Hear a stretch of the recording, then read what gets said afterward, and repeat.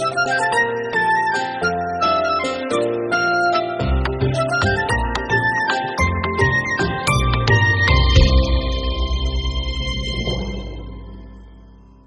is Viva Podcast. Thank you for joining in our morning daily devotion.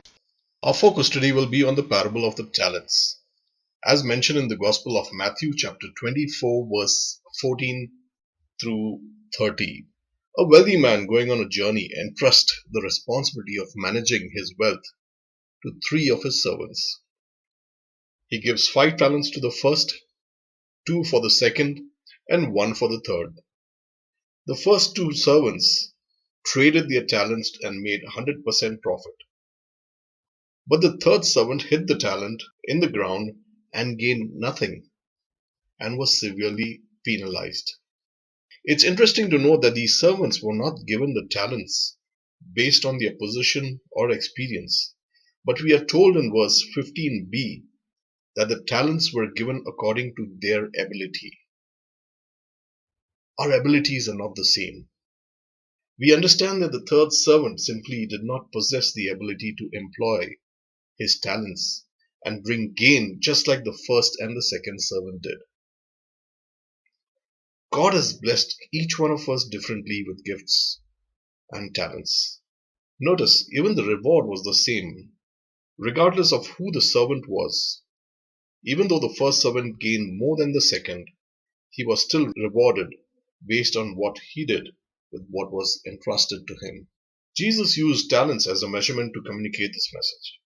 The talent was the heaviest or the largest biblical unit of measurement for weight, equal to about 75 pounds or about 35 kilograms.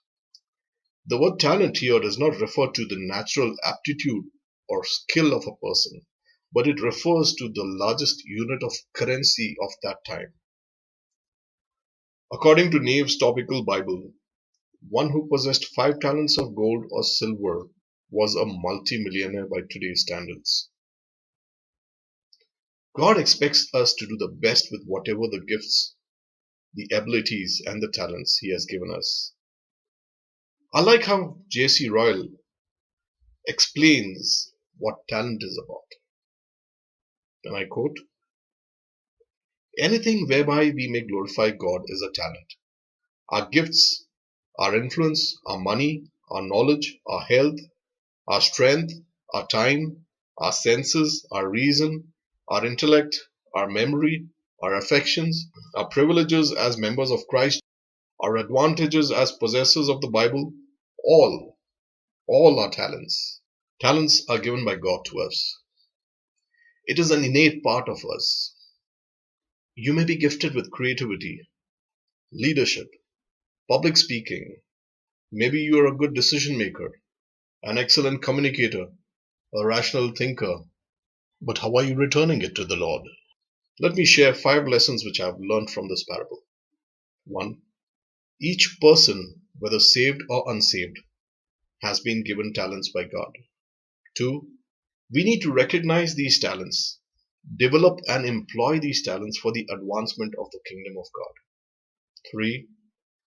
God is expecting us to be faithful stewards of all that we receive from Him. 4.